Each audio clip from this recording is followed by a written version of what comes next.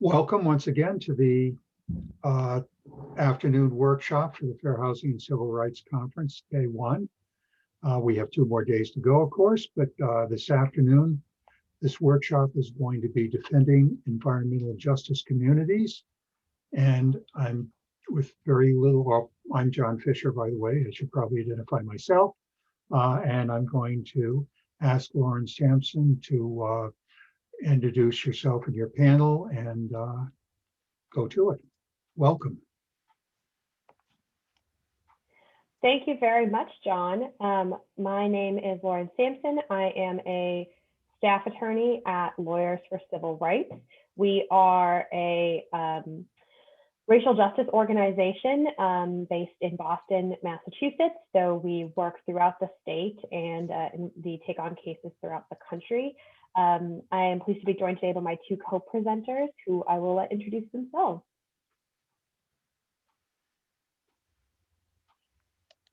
I can go. Hi, everyone. My name is Maria Belén Power, and I am originally from Nicaragua, but I have been working in Chelsea for 10 years now. I'm the Associate Executive Director of GreenRoots, an environmental justice organization in Chelsea and East Boston. I'll pass it to Sophia. Thanks, Maria Belén and Lauren. My name is Sophia Owen. I am the staff attorney and the director for environmental justice legal services at Alternatives for Community and Environment, or ACE, which is a community-based organization in Roxbury, a predominantly Black neighborhood in Boston. Really glad to be here with all of you. Thanks, folks. So I just want to make sure that everyone can see the slideshow that I am sharing right now. If you could just give me a thumbs up. Lauren, this is Tyler. Could you actually swap the display? Because we're seeing one of like the preview version. So at the very top, if you have to swap displays button. Sure. Let me just do this again. We were seeing one of your other screens, I think. Yeah. Perfect. Okay, is that better? Here, got it. Much better. Yeah. Great. Okay, so we'll kick it off with our agenda. So we're gonna start with just a brief welcome, talk about what environmental justice is. I'll turn it over then to Sophia to talk about ACE and environmental racism in Roxbury, then to Maria Belén to talk about the context in GreenRoots and the legacy in Chelsea and East Boston of environmental racism, talk a bit more about how to understand environmental justice, the legal framework, and then have some time for discussion. We definitely welcome your questions. Please feel free to put those in the chat, and then we will take those up at the end. And I'm hopeful that we can have like a robust conversation about how these issues of civil rights, environmental justice, racial justice, and environmental justice all intersect. So I want us to begin with some really core definitions here. So the definitions that I've provided come actually directly from the Environmental Protection Agency, which has its own work regarding environmental justice through a variety of different mechanisms, but most prominently an executive order signed by President Bill Clinton in the 90s. As you can see here, environmental justice is first and foremost defined by the government as the fair treatment and the meaningful involvement of all people, regardless of race, national origin, color, or income, with respect to environmental laws, regulations, and policies. And that encompasses a number of things: how those laws are developed, how those laws are enforced, and how those laws are implemented. When we talk about fair treatment, we specifically mean that no group of people, no race, no based on national origin, based on language proficiency, should have to bear a disproportionate brunt of the negative environmental consequences that can flow from industrial operations, governmental operations, or commercial operations or policies. When we talk also about meaningful involvement, that involvement means that it needs to be a robust and regular engagement with those community groups. You often see that concept coming up specifically in the language access context. So what does it mean, for example, to involve a community in the decision-making process related to something like where to cite an industrial hazard or whether to permit a certain facility? What does it mean to meaningfully involve that community in that decision-making process? The second definition that I think is important to start with is just the concept of environmental racism. This concept, as you can see here, talks both about conscious design, so a intention, but also about institutional neglect, the patterns that can build up over time, and that even though they may seem difficult to locate in any one particular actor or source, nevertheless continue to have a cumulative impact. These actions and decisions have resulted in the disproportionate exposure of, in particular, people of color to environmental hazards and environmental health burdens. I'll turn it over to Sophia to talk about some very specific examples of that in Roxbury. Thanks, Lauren. So as I said before, I am the staff attorney and the director for EJ Legal Services at ACE. ACE works to build the power of communities of color and low-income communities to eradicate environmental racism and classism and to create safe and healthy communities for all people. We were founded in 1993 as an advocacy and activist-based EJ organization by two white attorneys with a passion for social justice and environmental protection.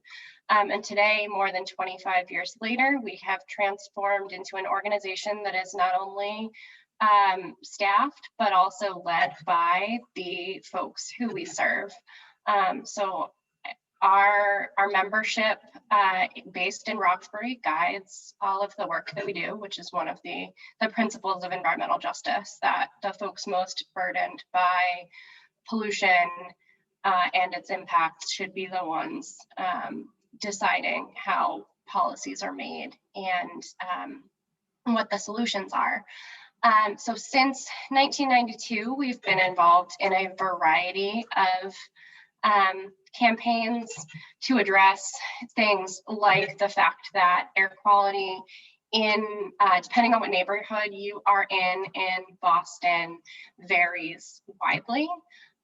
So an example of that for the state more broadly is that in communities that are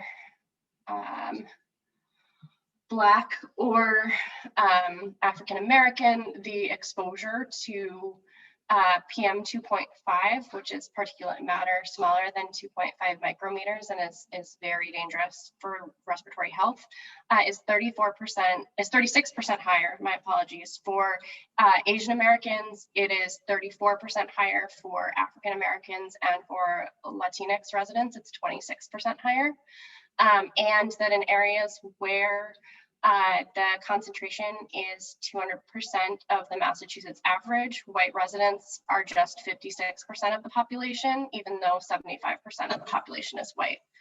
So what does all that mean for ACE? It means that our members and residents in Roxbury and other neighborhoods that are predominantly made up of folks of color and low-income folks are breathing poorer air quality. It means having one of the highest asthma rates in the state, and at the same time, being home to some of the most polluting facilities in the state as well.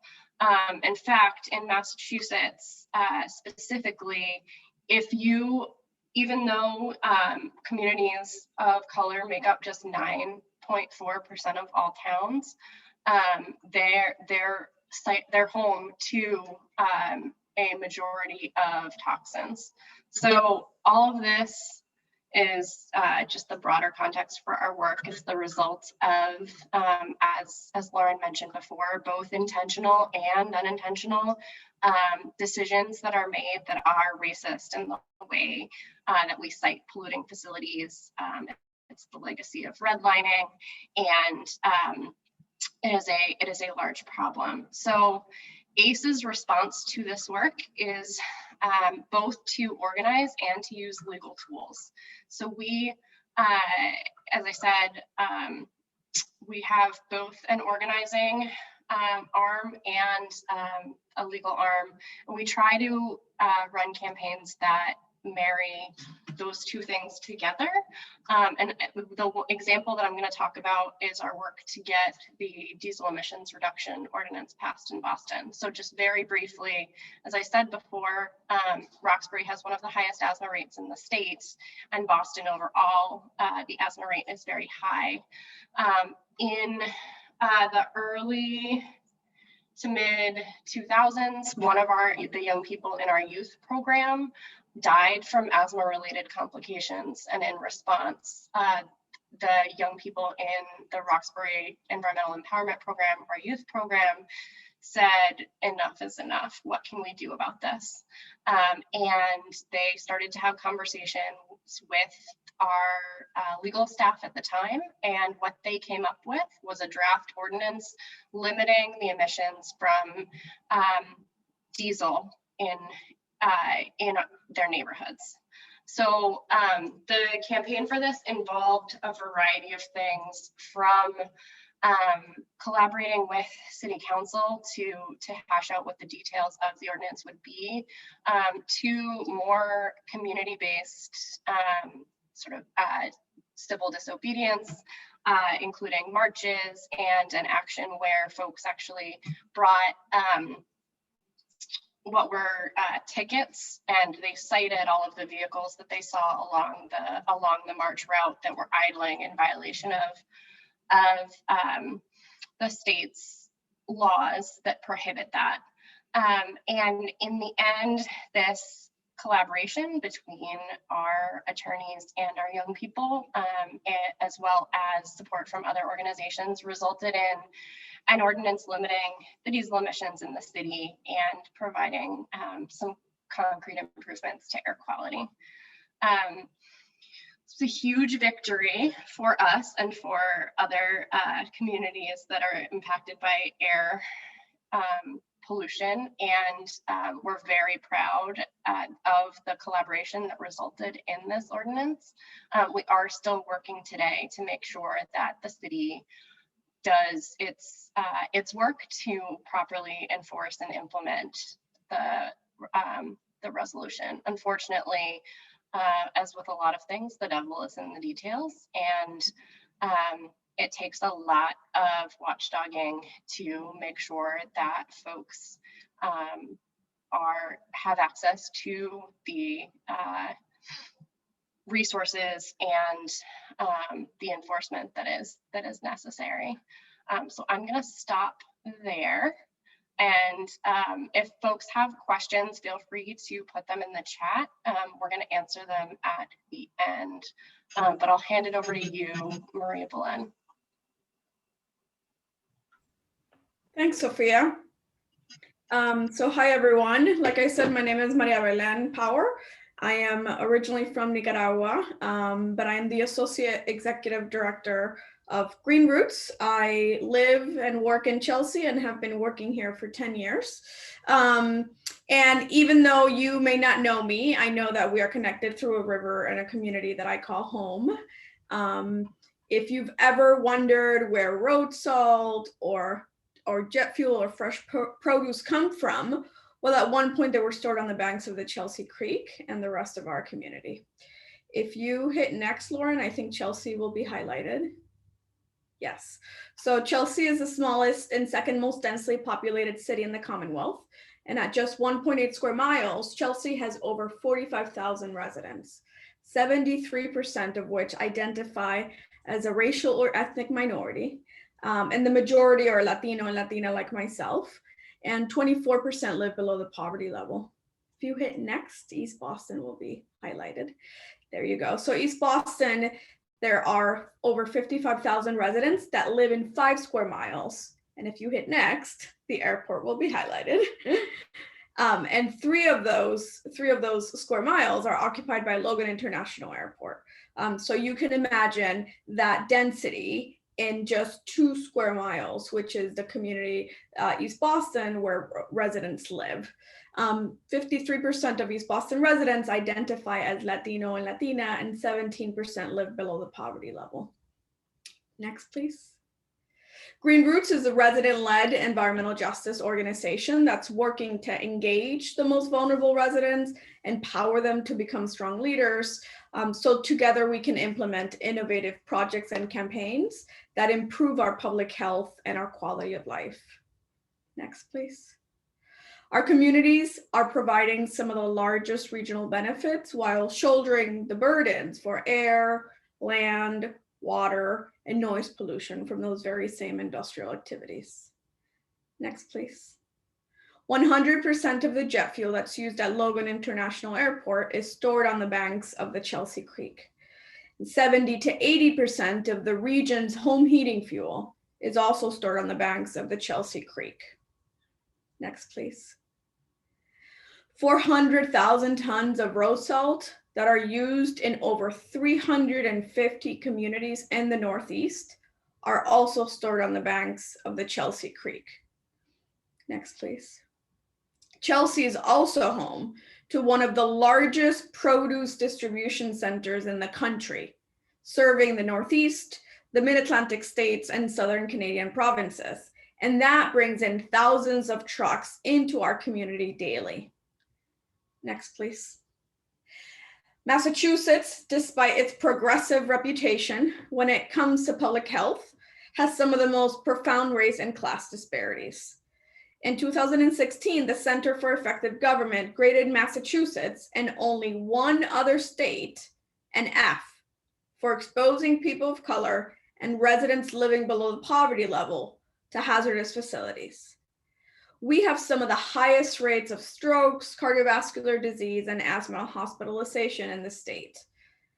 And we could sit back and allow these disparities to happen, or we can organize to create change. And we've chosen the latter and have had some pretty amazing victories.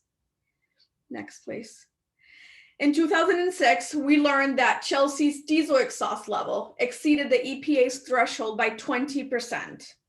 And that our expected cancer cases caused by air pollution was 500 times higher than the rest of the state. Together with the New England Produce Center, we applied for $3 million to retrofit or replace 132 dirty diesel engines. And by doing so, we eliminated 2,000 tons of air pollutants annually. We improved public health, and we reduced healthcare costs in our community. Next, please. So some of you may know of Cape Wind, and if you were all sort of in a room, I would ask you to raise your hand. The very same proponent that was planning clean air for Nantucket was proposing a dirty diesel power plant along the banks of the Chelsea Creek and across our only elementary school complex. When GreenRoots got wind of that proposal, we immediately notified the community. We used every single tactic in the organizer's playbook. We mobilized, we wrote letters, we testified, we negotiated, and we even protested. And eventually we were successful in defeating that proposal. Next, please. And now children like my own, Maya, who's 7, and Ana Victoria, who's 3, can play in this very same playground without breathing in the fumes of a dirty diesel power plant. Next, please. Right now, we're engaged in a very similar struggle. The Office of Energy and Environmental Affairs gave its final approval to a proposal by Eversource to build an electrical substation on the banks of the Chelsea Creek in a dense neighborhood of East Boston. A neighborhood of primarily low-income residents and people of color. This substation was initially approved during a 2017 hearing. Sorry, my screen, I can't see the slide. Oh, yes, there it is. During a 2017 hearing, where interpretation was not provided for the residents, even though we requested it ahead of time. If built, the substation would be located on a parcel of land that's not only projected to flood, but has flooded several times in the past. It would also be next to 8 million gallons of jet fuel and next to a heavily utilized playground. this type of infrastructure is the opposite of what it means to build for resiliency. And so we will do what we do best, use every single tactic in the organizer's playbook, and fight against a project that will be a ticking time bomb in our community. Next, please. And this is what could happen if something goes wrong. Next, please. Oh, so before I end, I just want to end by highlighting something that we all know about COVID and how COVID-19 has disproportionately impacted low-income communities and communities of color across the country. In Massachusetts, Chelsea has been one of the hardest hit cities by the virus. We had the highest infection rate for months. In fact, at one point, it was as much as 5 times higher than the state average and higher than some of the hardest hit boroughs of New York City. We know that this is in large part due to our environmental burdens, social determinants of health, as well as race and class disparities. 80% of Chelsea's workers were considered essential workers. My community did not have the luxury to isolate or to work from home. Unfortunately, Massachusetts continues to fail and to learn its lesson, despite the fact that the pandemic has uncovered so many inequities. We continue to exclude the most vulnerable, whether it's through the siting of dangerous infrastructure in our communities, reducing public transit service when our folks need it the most, or a flawed vaccine rollout that has not prioritized the hardest hit communities, Black, Brown, immigrant communities. The intersection between public health and environmental burdens and race and class disparities has real implications for life and death. We have to do better as a state, and we must if we follow the principles of environmental justice. Thank you. I'll pass it back to you, Lauren. Thank you, Maria Belén. And thank you, Sophia, for that very specific, I think, grounded overview of how environmental justice and environmental racism play out in communities close to home. I want to take a step sort of towards the more theoretical in talking about what exactly the legal framework is here for thinking about environmental justice, race, and civil rights, which necessarily will intersect with the concept of fair housing, an issue near and dear to LCR's heart, to ACE's heart, to GreenRoots' heart. So thinking about how exactly we approach the use of the civil rights framework when it comes to remediating discrimination, there are a couple of primary legal tools that we have at our disposal. The first is the creation of affirmative or remedial laws. This is legislation or executive orders or other policies that would take proactive steps in order to ameliorate the effects of past or ongoing discrimination. The second is to strike down harmful or discriminatory laws. And I think these are probably easy to come up with in other contexts, right? In the housing context, we know about racially restrictive covenants. And so, we can pass a law that says no more racially restrictive covenants in private housing contracts. It's sometimes harder to do that in the environmental justice context, or it might seem that way, because what we're talking about here is the accumulation of years and years and years of decisions that have negatively impacted communities of color. Recently, the chosen cabinet for transportation, the former mayor Pete Buttigieg, has talked about how it is no accident that highways have been placed through Black and Brown communities, cutting these communities into pieces and parcels that have made it incredibly difficult for reunification after the fact. These are a sort of example of the collective series of decisions that cumulatively have created the need for the environmental justice movement. So the thing that I want to be conscious of here is that I think there can be a tendency to think about discrimination purely in its most intentional and overt terms. One of the reasons, arguably, why I think we see such a divide between understanding what it means to be racist is that I think there are many who view racism as very specific. It means wearing a Klan hood and burning a cross. That's what racism is.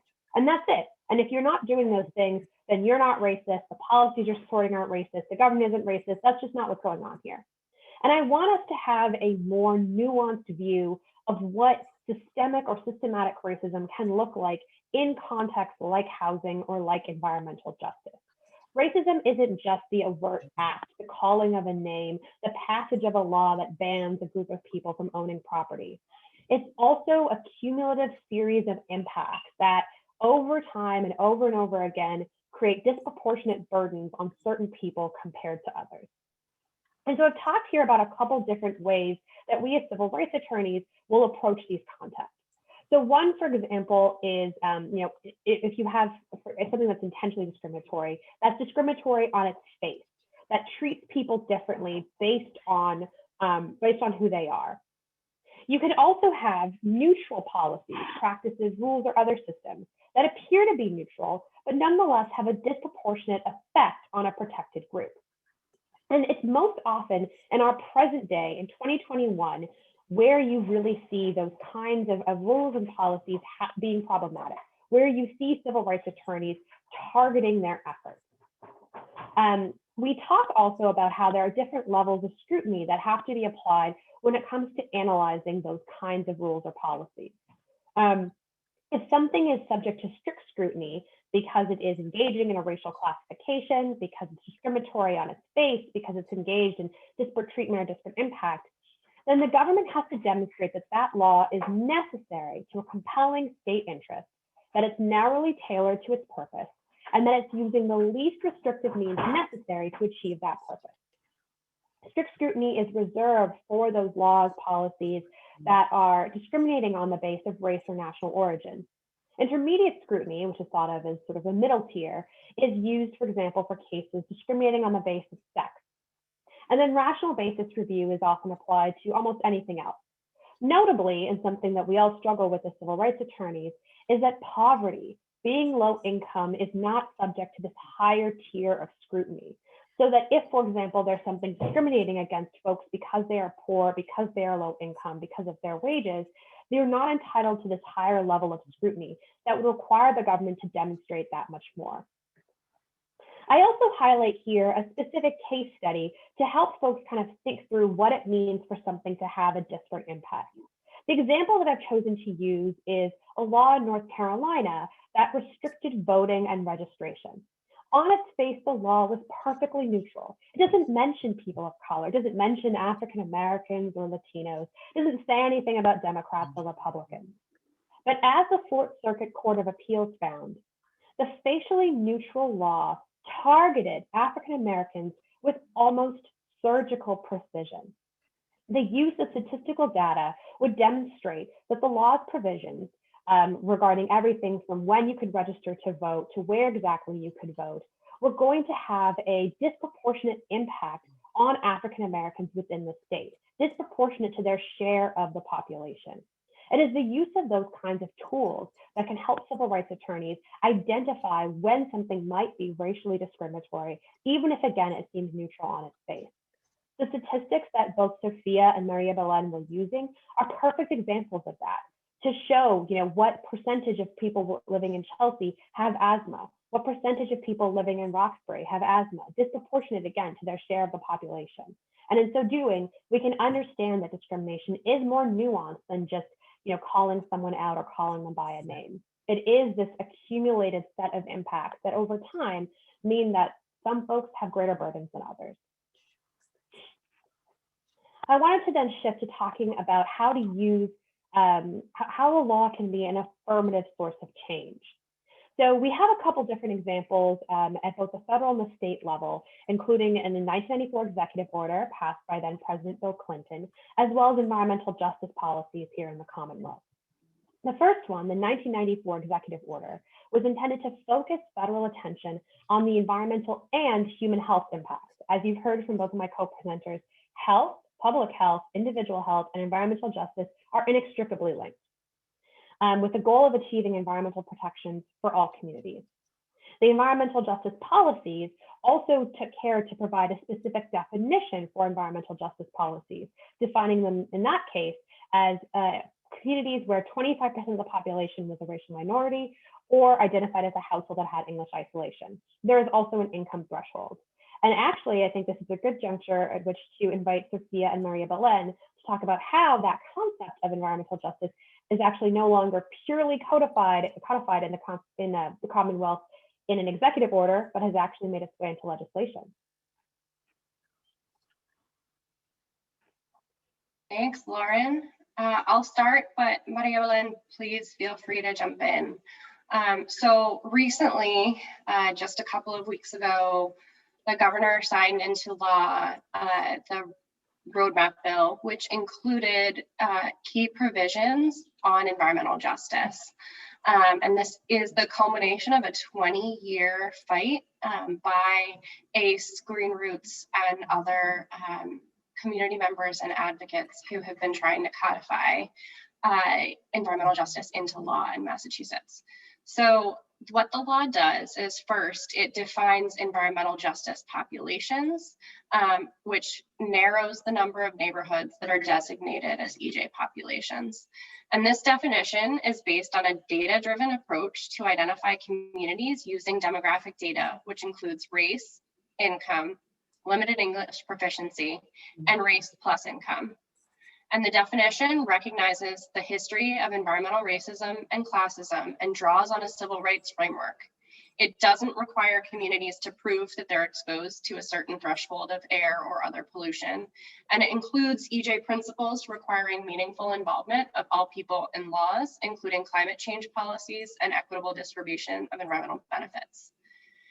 In the environmental review process, it's now required that the short-term and long-term environmental and public health consequences be considered for any permits for polluting facilities. And it's required, and an in-depth review is required for any project within a mile of an environmental justice population, which should deter the worst facilities from being cited in EJ populations. And we hope will prevent things in the future, like the substation, from being added to what is already existing in East Boston and Chelsea, or in other communities of color. It's important to note that regulations are needed to implement this section, and that this provision only applies to new projects filing for environmental review once the regulations are promulgated. So it doesn't apply to Chelsea or to the Weymouth compressor station, which is another example of a polluting facility that's been in the news a lot recently, which you may have heard about. This section should make a difference, though, for folks who live in sacrifice zones and experience poor air quality, lack access to clean water, green spaces, and have endured pollution, because it requires the integration of an analysis of the cumulative impacts of pollution into environmental reviews and permits, starting with air quality permits. And there's a specific deadline for starting to do that with air quality. And that, again, as Lauren was saying, is one way to allow us to look beyond just what the specific facility is causing, and to really get at the history of racism and problematic practices in siting. The law also requires project proponents to explain how projects would increase or reduce the effects of climate change on EJ populations.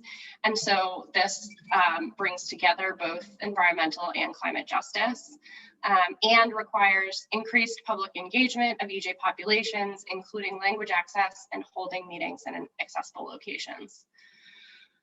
Finally, it requires the Department of Energy and Environmental Affairs to consider EJ principles to reduce the potential for inequitable effects on an EJ population. And it also creates an Environmental Justice Advisory Council to provide advice to the EEA Secretary.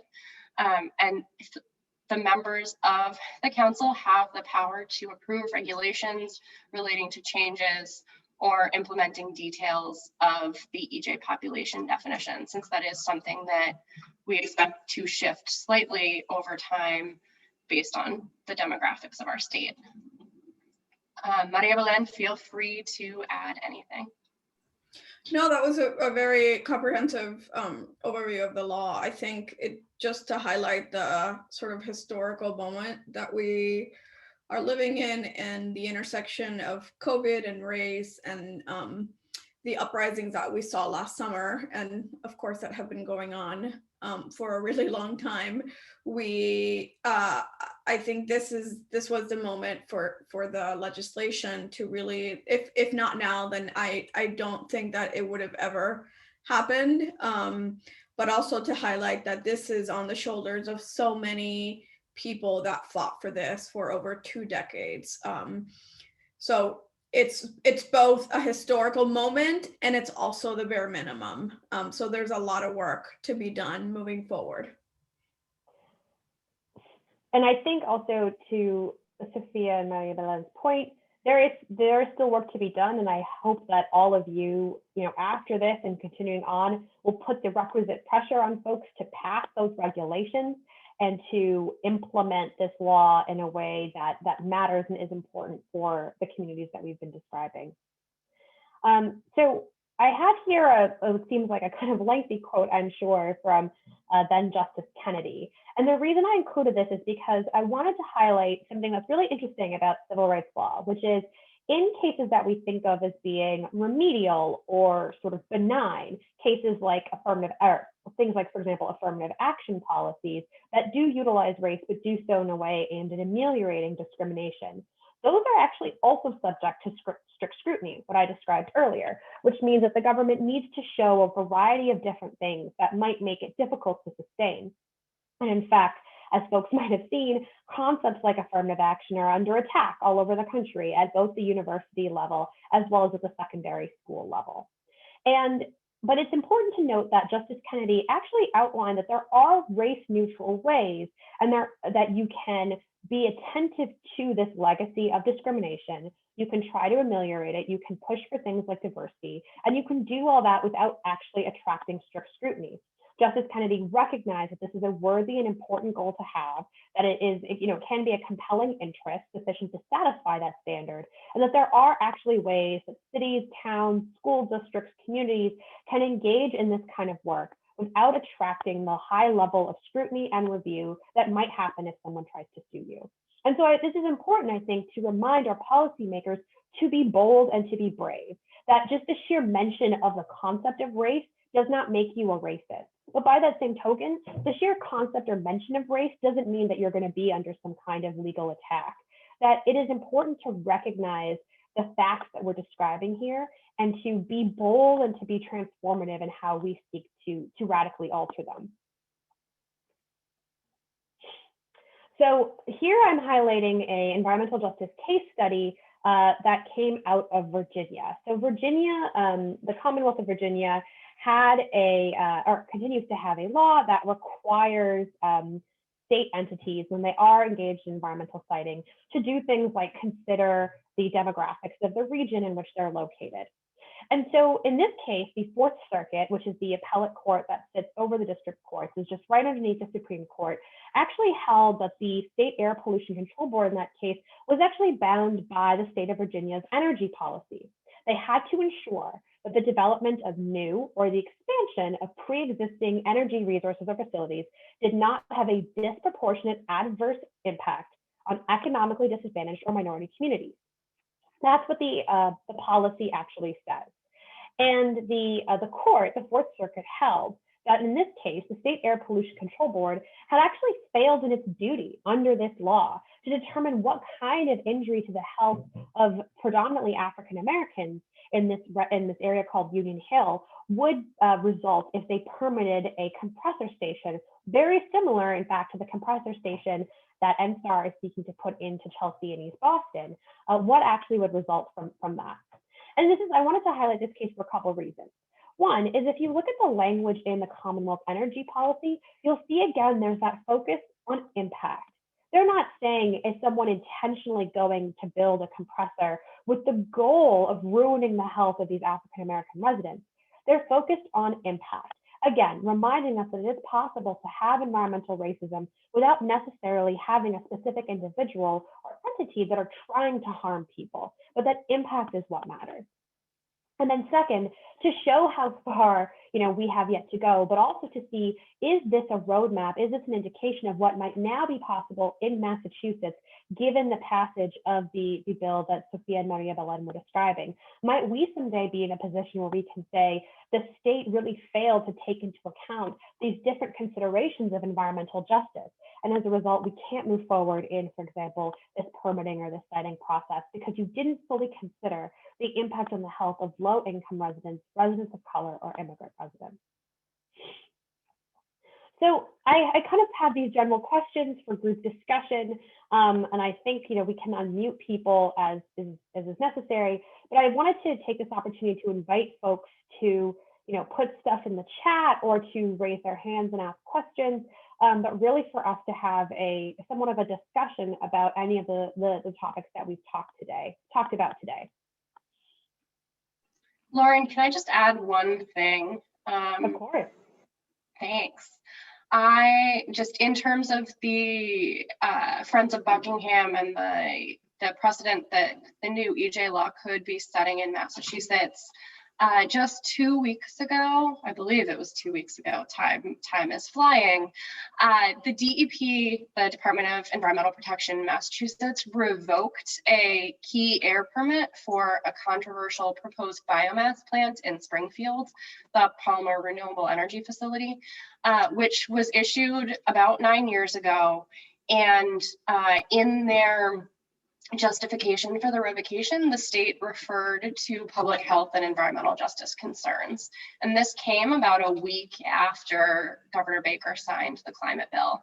So while we can't say that the law itself was what resulted in DEP pulling this permit, it does send a good, strong message that EJ, now that it is statutorily implemented into the law, is a tool that we can lean on to push back against some of these facilities. And I'm dropping a link into the chat with a story about that permit revocation. And then the other thing I'll just mention, I also dropped a link in the chat to the climate bill as signed into law, and it's sections 56 through 60 where the EJ language is. Thanks. Of course, and thank you so much for mentioning the Springfield. That is, an enormous victory for folks who've been organizing on the ground for a very long time surrounding that plant. It is an enormous win, and I think a really great example of how the techniques that we've been describing, ACE's fusion of advocacy and legal services, GreenRoots fusing of lobbying, legislative lobbying and advocacy, our use of civil rights, like these all work together, right? There's no one tool that I think is best suited for engaging with the needs of environmental justice communities. They all work in collaboration. So this combination of legislative lobbying, of lawsuits, of organizing, of calling representatives, of doing that incredibly important day in and day out work has resulted in some pretty significant wins over the past few months. And so I think a reminder, though, to Maria Belen's point, that it is a long time coming, but it is also absolutely the bare minimum. And we hope that folks leaving today's session will remember that, and when they make calls to their representatives, when they write letters, when they advocate, when they vote, when they do absolutely anything, to remember these EJ communities, because really they are the lifeblood of the Commonwealth, and so much would be impossible without the health sacrifices made by the people of Roxbury, of East Boston, of Springfield, of Chelsea, and other EJ communities throughout the state. Do folks have questions for any of us, or any sort of additional things you'd like to see mentioned? Feel free to raise your hand, to unmute yourself, to drop something in the chat.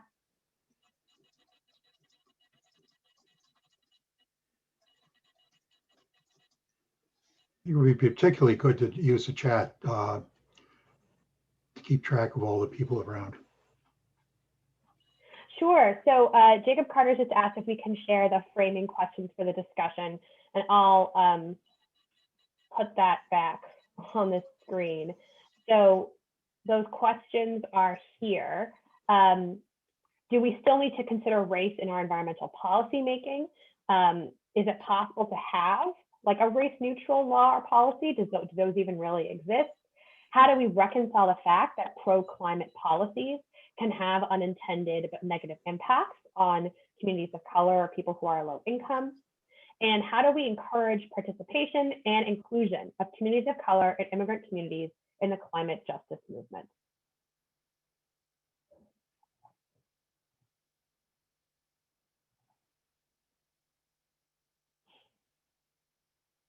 And Sophia also just put into the chat, if you are interested in volunteering with ACE, to please email her, which would, just to add your support to environmental justice legal work, especially in and around Roxbury.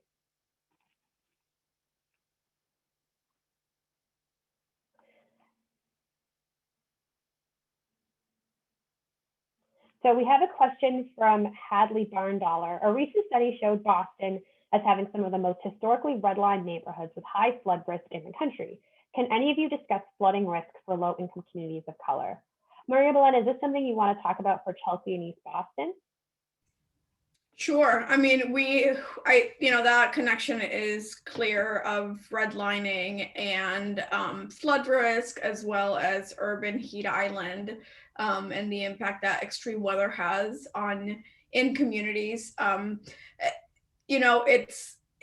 heard somebody talk about it recently who said it's not like redlining created the inequities, it's that redlining cemented them and locked them in where it really codified them. And I think a lot of the implications that we're seeing now, Chelsea is 80% of our surfaces are impervious surfaces. And so it's all cement and parking lots and industrial facilities.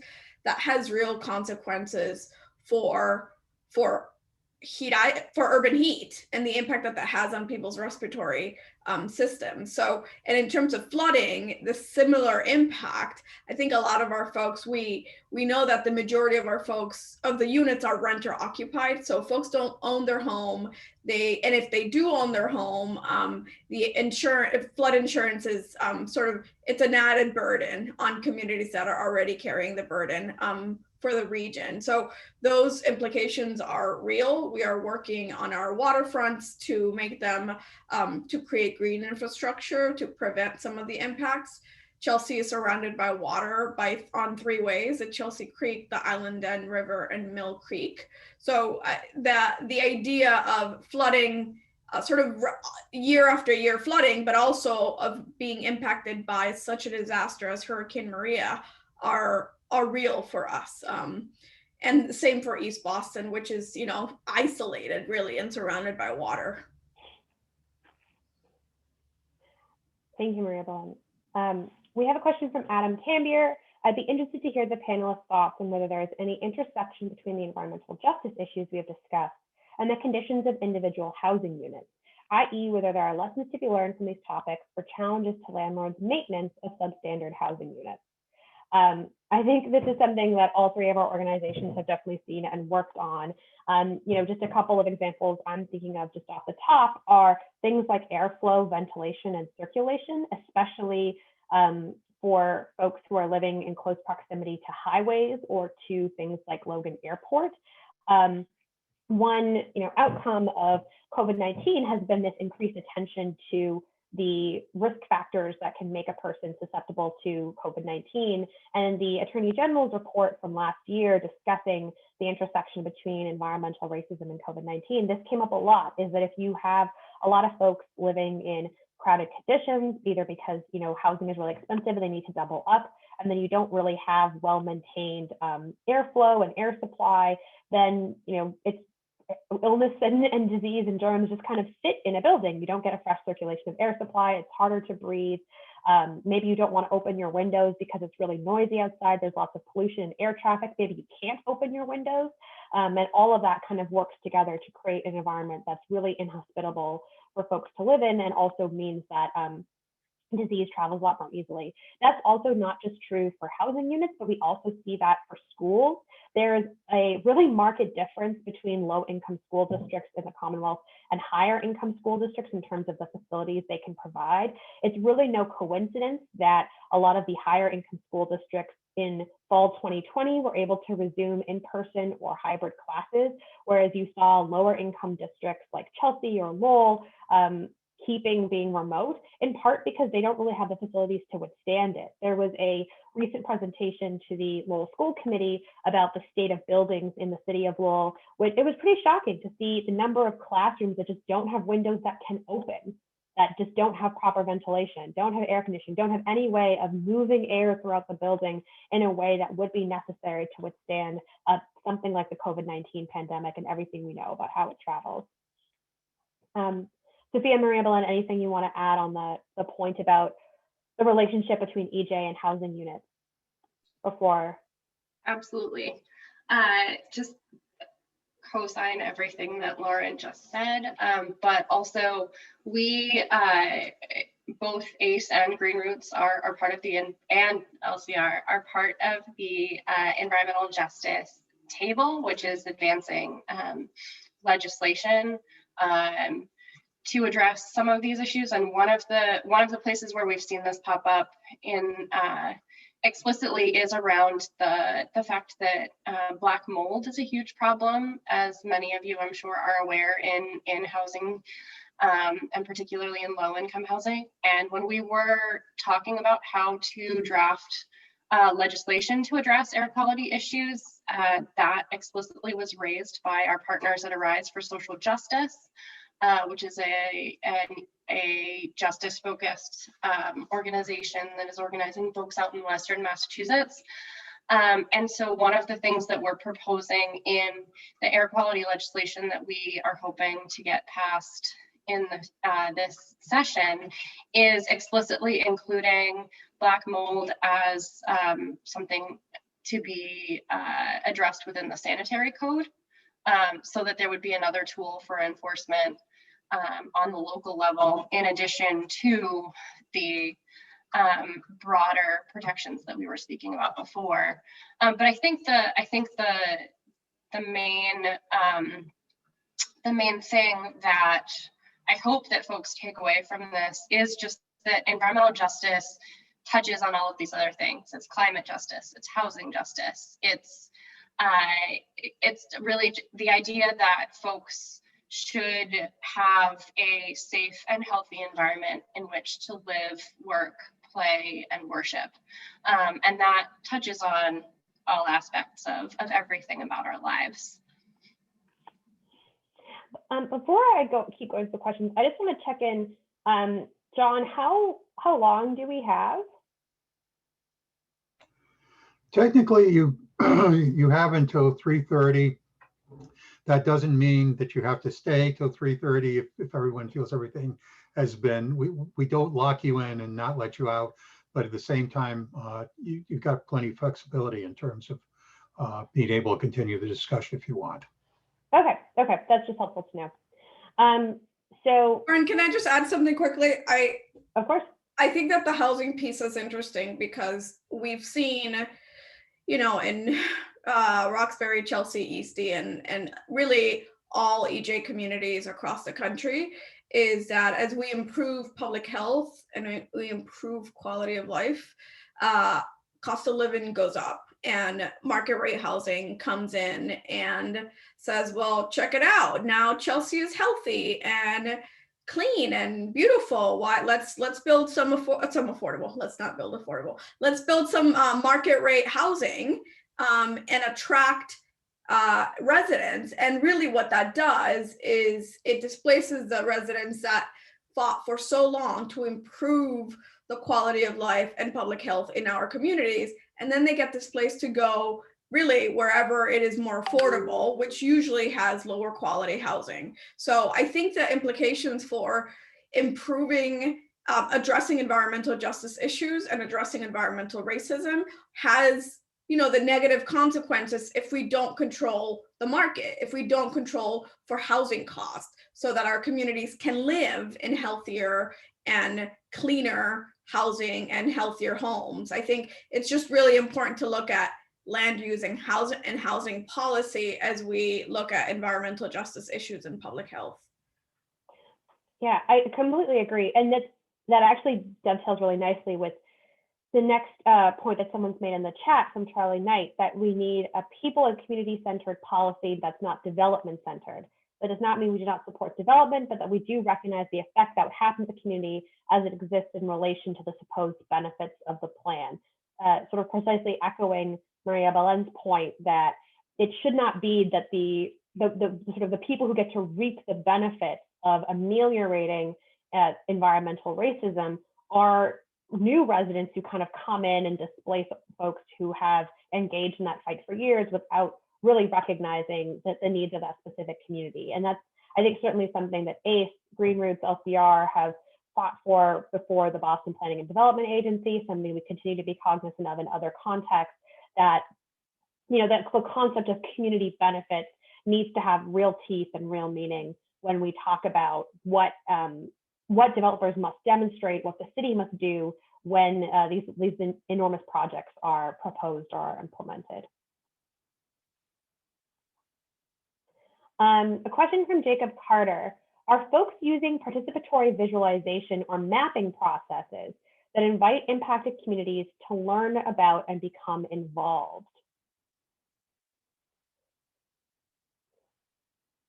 I am thinking of the work that was done that I know both of you think probably know more about this than I do, when it came to developing the new definitions for the EJ communities, that a lot of mapping work was done in terms of identifying, you know, how can we create definitions that aren't going to, you know, be over encompassing of wealthier and higher income areas, which was a mapping process, right? Was that done by, yeah. Yep, that was Dr. Marcos Luna from Salem State, who looked at the existing policy, the EJ policy from 2017, and which neighborhoods and census blocks that captured.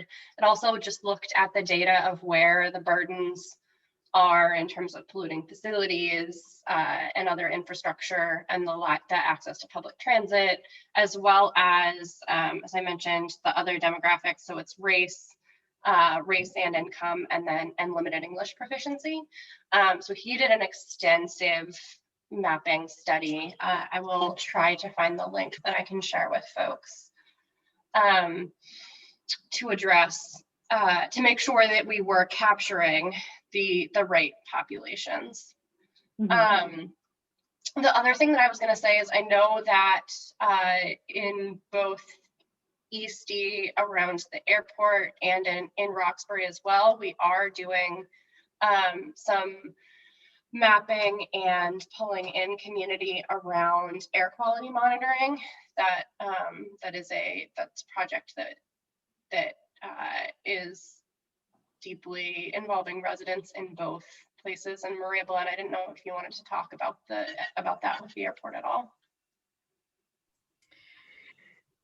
Yeah, I mean, I think the airport comes to mind, but also the sort of the work that has been done around the Suffolk Downs, and making sure that the voices of the residents are at the table. I think that's why it's so important. You know, Sophia mentioned the EJ table, the environmental justice table, that is really anchored by the EJ groups. It's really important to have the folks that are most impacted by the issue at the table from the very beginning, which is why I think this, one of the reasons why this definition of environmental justice was such a success. There was some pushback around using race as a single criterion for defining environmental justice. And we really had to fight for that. And that was a huge victory. And it really was because folks that are most impacted by environmental injustice and racism were at the table pushing back and arguing why this is not only constitutional, but it's critical to have race as a criterion for EJ. Mm-hmm.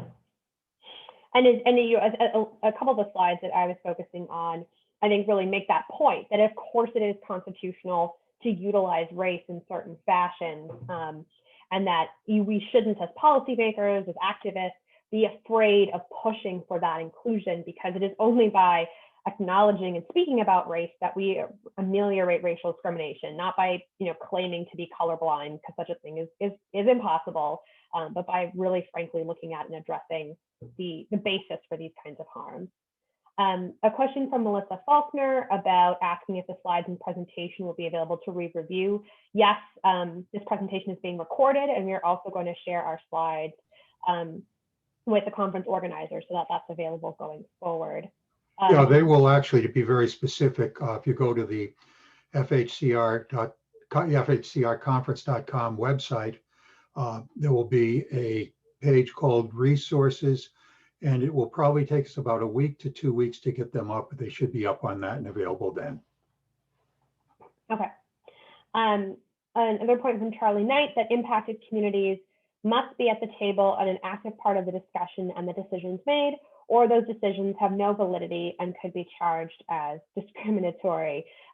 Really building right off of Maria Valen's point about how critical it is to have the folks who are closest to the pain be closest to the power. And I think also highlighting a lot of what we've seen in our language access fight with the city of Boston, with the state of Massachusetts, about how frequently you see immigrant communities in particular excluded from these conversations because there isn't an effort made to provide translation or interpretation of documents or of meetings. One of my favorite things when I've seen Maria Belen do this presentation in the past is start by speaking in Spanish and then transition to telling everyone, like, how did it feel to sit here and listen to something in a language you didn't understand, even though you knew that what was being said was really important, and how it feels to be a resident of a place like Chelsea meets Boston, to take the time out of your incredibly busy schedule to go to a meeting, to sit there and then realize that no one is going to say anything in a language that you speak, even though everyone knows that these languages are spoken throughout Chelsea and throughout East Boston.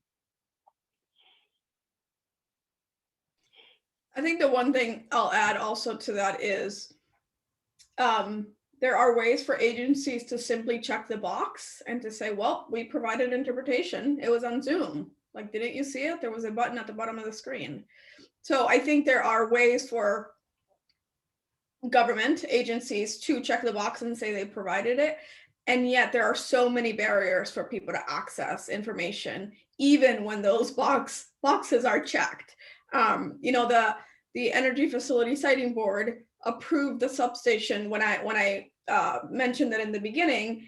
It first approved it in 2017 during a hearing where they actually did not provide interpretation for the residents. It was only for the board to understand when a resident was speaking Spanish, but they said it would be too disruptive for them to provide interpretation for the residents that took time out of their day to be there. But the substation was finally approved.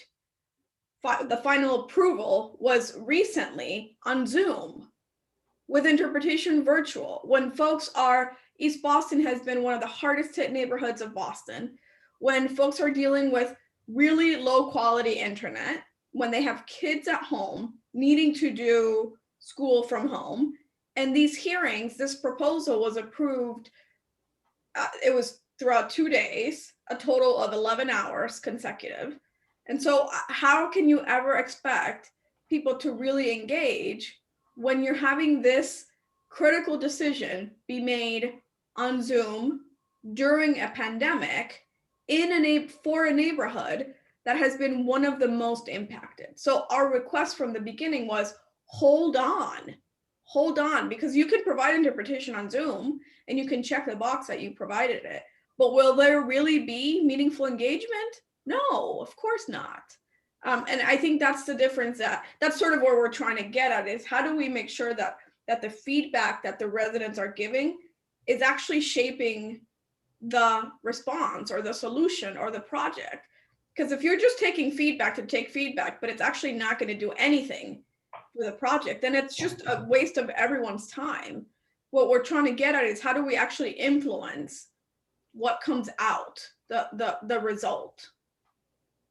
Right, and just to add very briefly to that, one of the priorities for ACE over the last year has been to work with the city of Boston to update the building emissions oh my goodness, BERDO, the Building Emissions Reporting and Disclosure Ordinance, and to create a performance standard for buildings so that they lower their greenhouse gas emissions, which we all know we need to do in order to address the climate crisis.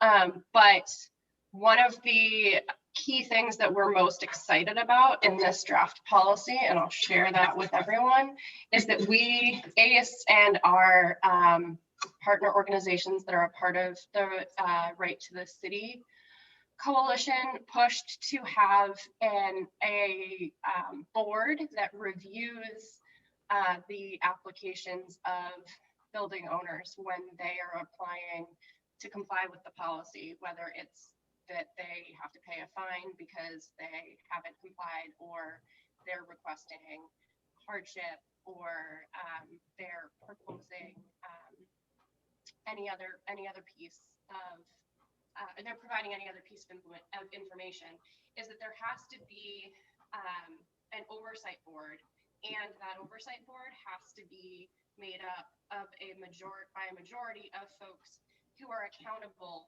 to community organizations and residents. And when we say community organizations, we mean environmental justice organizations, housing justice organizations, and those that have deep ties to the neighborhood. Oh, thank you. I hope that's better.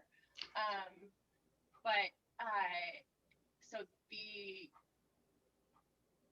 proposal that we had for the city was that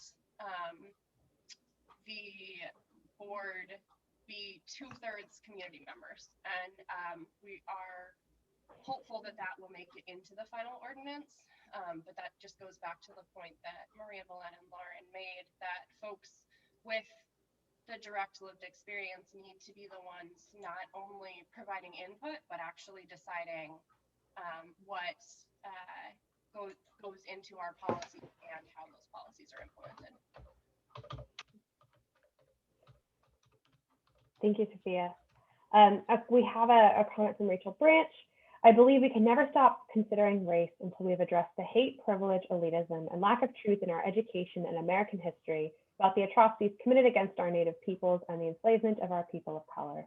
Environmental justice fights are lifetime commitments and are necessary to fighting the underlying evil that has permeated this country since the landing on the shores near Roxbury of people who created the lack of environmental justice. I have been fighting climate catastrophe since 1997 and learned so much about the necessity of using the terms environmental racism and environmental justice, as well as making sure to use the terms public health and public safety each time I wrote a comment or testified on whatever platform I could get on. Each one of us has a gift, and each of us know how to use that gift. Thank you for this workshop. Thank you, Rachel. And I appreciate the importance of using those terms and of being unafraid to say them and of calling out things like environmental racism for what they are. I also appreciate your point about trying to remind folks about the interconnectedness of these concepts of public safety and public health.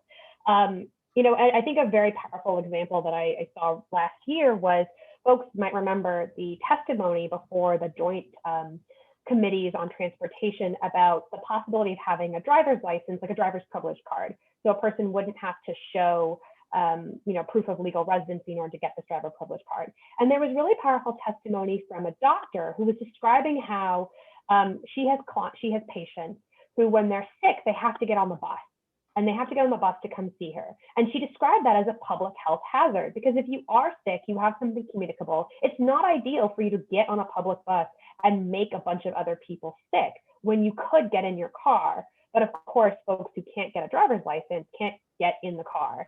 And she really framed it as a public health necessity to allow folks to be able to get driver privilege cards. And I thought that was such an important framing and a way of reminding us that everything is interconnected, that nothing really ever exists in isolation. None of us are sort of purely focused on immigrants' rights or on climate justice. These are all interconnected issues, and they keep coming back to these critical public goods, things like safety, things like health, things like well-being.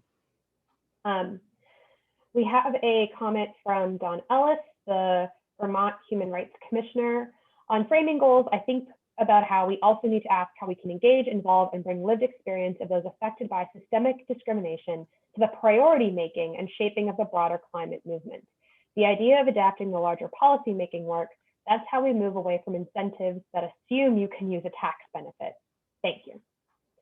I think we all certainly believe that those folks who are living the experience of systemic discrimination absolutely should be at the table when we talk about how to make priorities, how to think about what is first and foremost on any kind of agenda for everything from climate justice and climate resilience to remedying the effects of pollution and addressing the after effects of the COVID-19 pandemic. That again, those closest to the pain should be closest to the power.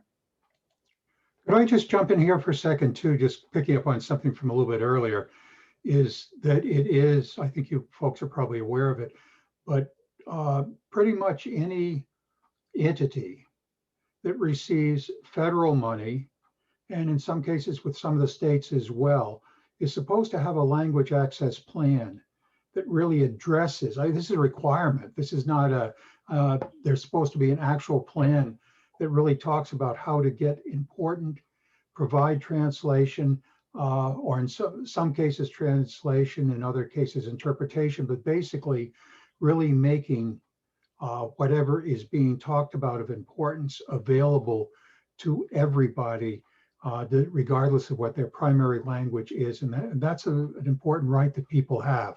I think we did a workshop on that last year. I did one among things too.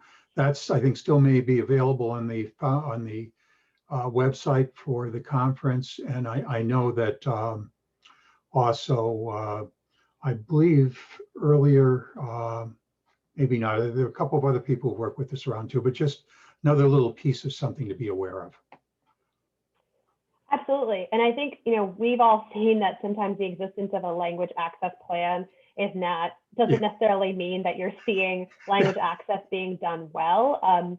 The Suffolk Downs process was a great example of that. And actually, following a real lack of language access as part of that development process, LCR filed a Title VI administrative complaint on behalf of GreenRoots and City Life Vida Urbana with HUD, the Department of Housing and Urban Development, arguing that they had not provided that meaningful access. And I think it's another example of what Maria Belen was talking about.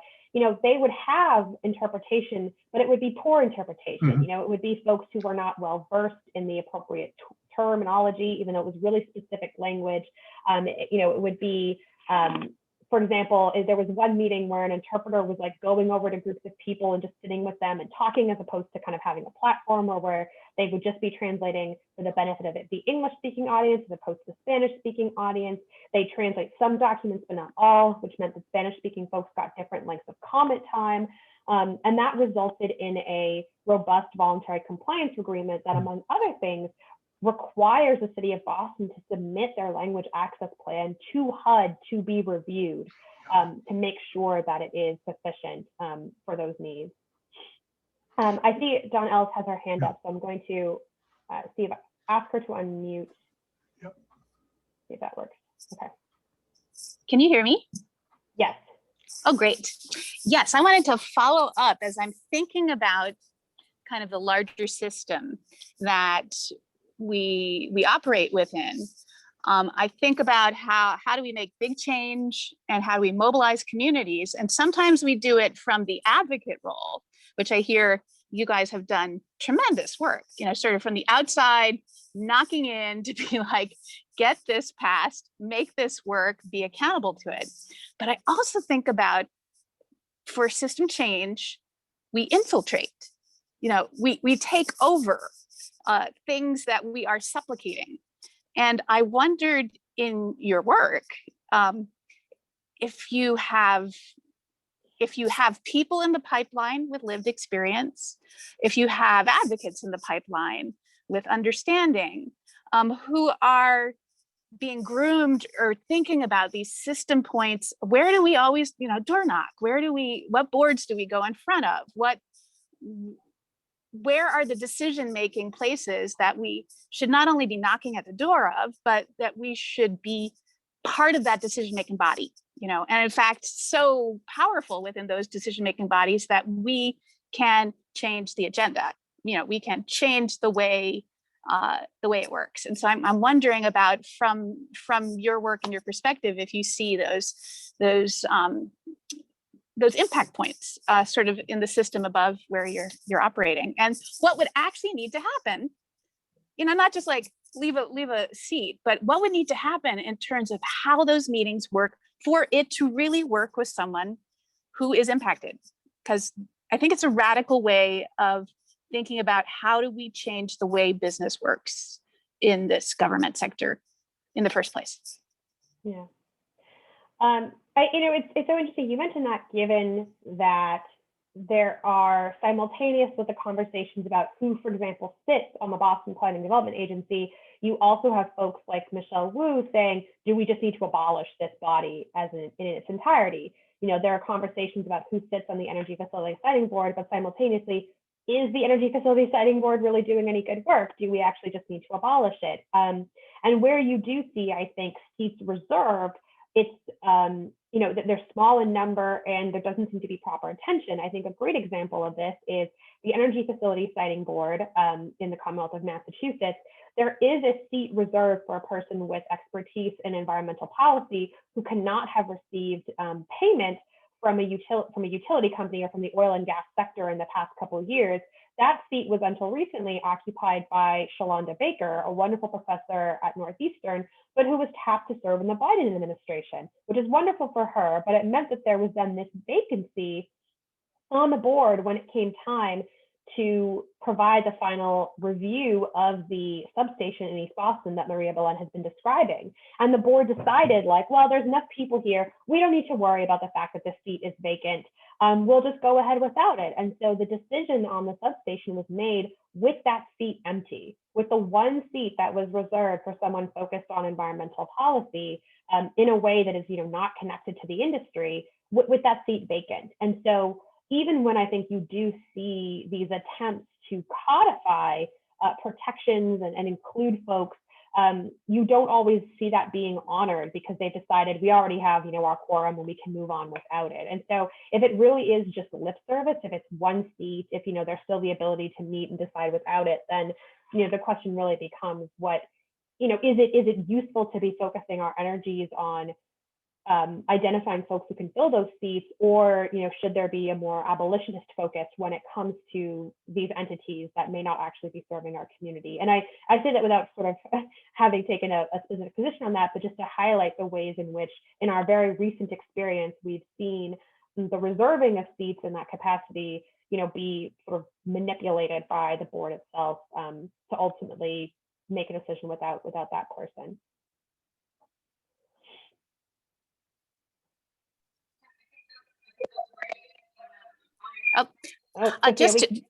Just responding. Can you hear me now? No, sorry. Sophia Owen had unmuted herself to say I think add to what I was saying, but we can't hear you, Sophia. Dawn, can you hear me now? Can you hear me now? Yes. So sorry, Dawn, we can hear you. So my co-presenter had also unmuted herself to say something, and we just couldn't hear her. Okay, I'll leave space. No, sorry, Sophia, we still can't hear you.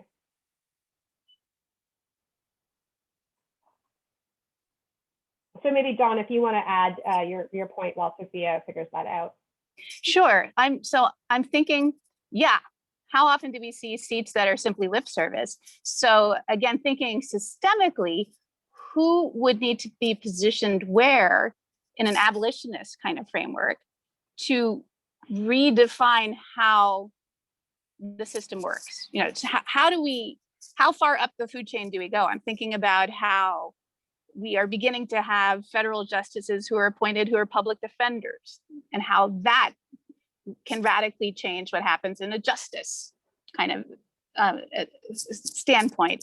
How would we think about the places far above the local work that need the lived experience, and then what actually needs to happen? Because oftentimes the pipelines to those places are paved with privilege.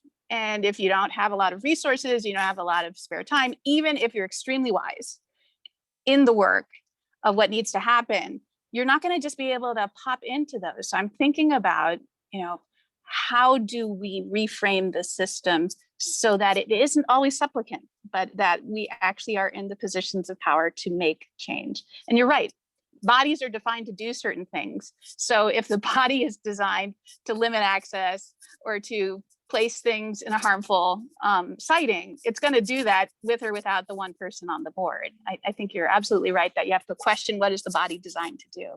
But I'm also thinking about how do we groom and position people within an effort like yours to reframe the way the decisions are made that affect people.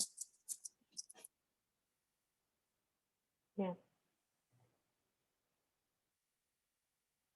And, you know, that might be political, and that might be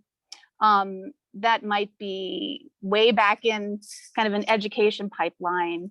But I tend to think we're at a point in time where we're going to get to potentially reframe a bunch of things in a window of opportunity. We're in that now. If I look at our country and kind of the window that's open, and so I want to be thinking big about that. And I think the lessons from the front line are the ones that we really need to pull in. So that's where my question lies. Mm-hmm. Yeah, and I think that the idea that we need that sort of transformational change and to be thinking creatively and in a novel fashion about what it means to to achieve justice, what justice looks like, and to be able to ask for more from our governmental bodies, from our communities, to know that we are entitled to be able to, as Sophia said, to worship and to play and to work in spaces that are clean, that are sustaining, and where we feel comfortable. So I absolutely share that idea that we want to be exploring new and novel ways to create that kind of transformational change. I don't think we have other questions that I've seen in the chat. Maria Belen, do you have any closing words or remarks that you want to make before we wrap up here? I think that we're trying to break down the silos and be as intersectional as we can be, that our communities and we don't live single issue lives, that we are working class people, immigrants, people of color, people who need stable jobs, stable housing. And so I really appreciate all of the support for environmental justice. I think that this moment in Massachusetts, the legislation that we got would not have been possible without the support of so many sectors from people all over the Commonwealth. And I think that's what it's going to take to create change and to build a movement that's going to infiltrate and that's going to shift not just the narrative, but the outcome that of these systems that are very exclusionary right now. And that's, we're trying to have folks not just be at the table, but influence the process and the outcome. So just thank you all for listening and for the support and solidarity. And thanks for having me. I think I'll pass it to you, Lauren. Oh, Sophia, do you have any closing remarks before we sign off? Thanks, and sorry about the audio issue. Just before I close, I did share a Google Doc in the chat that has fact sheets on the priority bills that the Environmental Justice Table is supporting. These bills include, as was said before, legislation to address air quality issues, both indoor and outdoor, in areas overburdened by pollution from transportation, a proposed reform of the Energy Facilities Siting Board, which is desperately necessary, as Lauren and Maria Belen explained, and also an act to create a claim in state court and a cause of action equivalent to the one we have federally under Title VI. So check those out and feel free to contact us if you have any questions. In closing, I would just echo Maria Belen and say, our work is to tear down those silos and to ensure that folks have meaningful access and inclusion and are not an afterthought the way that so often happens now. And if you are in Massachusetts, I invite you to join us in supporting this important work. Whether you are an attorney or not, we need you in this fight, and we welcome you to our efforts. Thank you, Sophia. Thank you, Maria Belen. And I'll just say as a last point, I really want to emphasize that I often see the law being used against people. You know, I'm thinking specifically of moments where folks in the legislature said to people at the EJ table, you know, this is something maybe you don't understand, or like there are constitutional issues here, there are statutory issues here, you know, there's reasons we can't do this. And I want folks to remember that the law belongs to them, that it is public, it belongs to all of us, it is there to serve us, and it is there to promote our sort of shared version of the social good. And so when and if we see the law being levied against communities, being told that something is impossible because of some legislative block, that something's not constitutional, that something is not possible, something's not probable, to come to organizations like GreenRoots, like ACE, like LCR, folks who really see themselves as a kind of general counsel for the community. You know, I know that it may seem at times like the deck is stacked against us, but we are here doing this work because we live in these communities too. Our struggle is the struggle of our clients. Our liberation is the liberation of our clients. And we are all joined together in doing this important work. So thank you for having us today. Thank you for your questions and your kind attention. And we look forward to continuing to see all of you on the front line. Okay, I'd just like to say on behalf of Wayfinders, our partners, Western New England University, the EEOC, the Massachusetts Fair Housing Center, Boston Housing Authority, everyone who's made this conference happy. Thank you so much, Lauren, Sophia, Maria Belen. It's been great. And hopefully for everyone who's here, we'll see you tomorrow morning. We have at 9:15, just a kind of a brief update on the coming day, and workshops, 2 workshops at 10 o'clock. Keynote speaker will be Deborah Archer, who is the NYU professor, but is also the new president of the American Civil Liberties Union, will be our keynote luncheon speaker, and 2 more workshops in the afternoon. So we look forward to seeing you then, and again on Thursday. And thank you all. Bye, everyone. Thanks, folks.